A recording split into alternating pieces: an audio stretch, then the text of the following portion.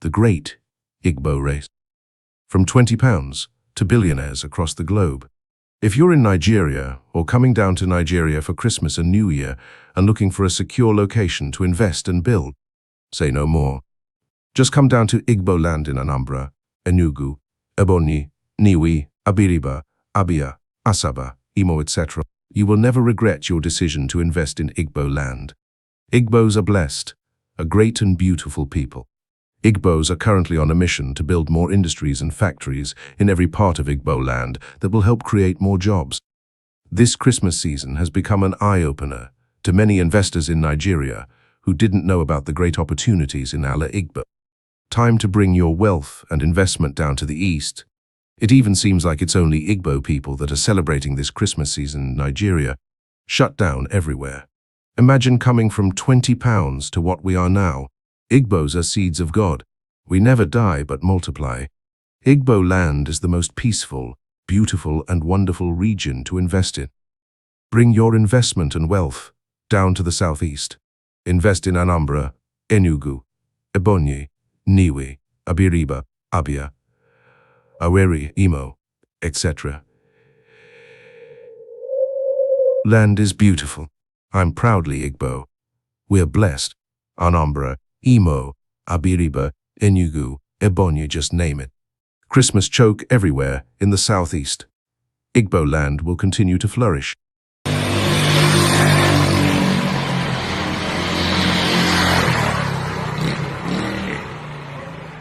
Go back to your village, go back to your village. This is my village, Abreba. Abreba in Abia State. Please, Abado people, show me your own village. I'm jogging. Go back to your village, go back to your village, go back to your village. This is our own. Go clear! What the? Go clear here, no police, no police, no police, no clear area, no police.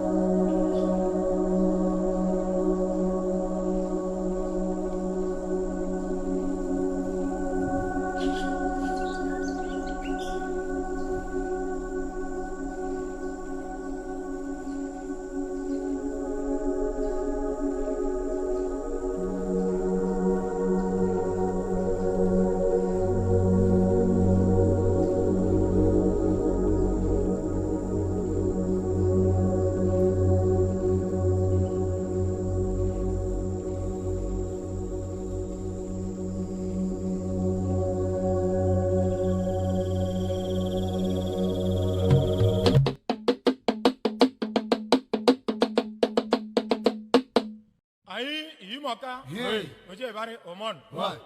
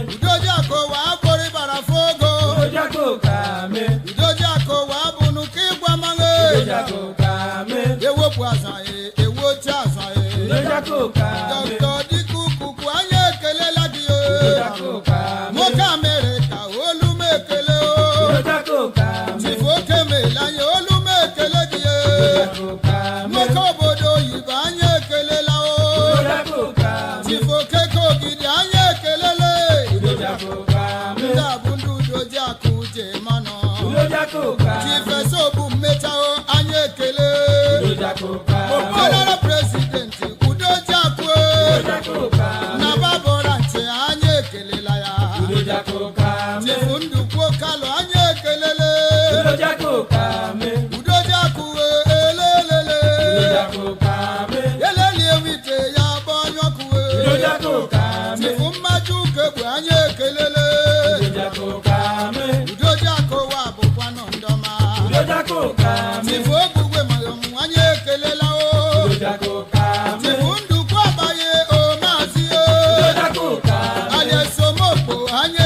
ekelege.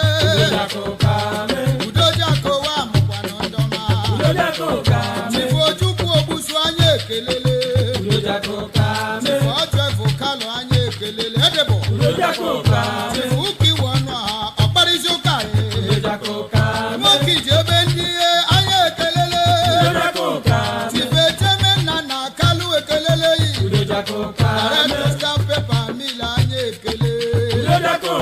Tife ebueme esipe. Alespeduros anye ekelele kiye. Tifu David ebe oweka e. Ewe di investment anye ekelele. Udojaku elelele. Udojaku abụkwanụ ndọma. Tifo kafọ chekwasị ekele o. Tifo mezuo anya ekelele. Tifo agwa acharịkọ nwokomaleyi. Tifo anụnta pantuntu eji anya ekele. Webu udojaku amụkwanụ ndọma. Udojaku elelele. Tifu kalu olokalo anya ekele. Tifu manchie anya ekelele. Tifu kalu asewa udojaku. Udojaku wa mkwano ndoma.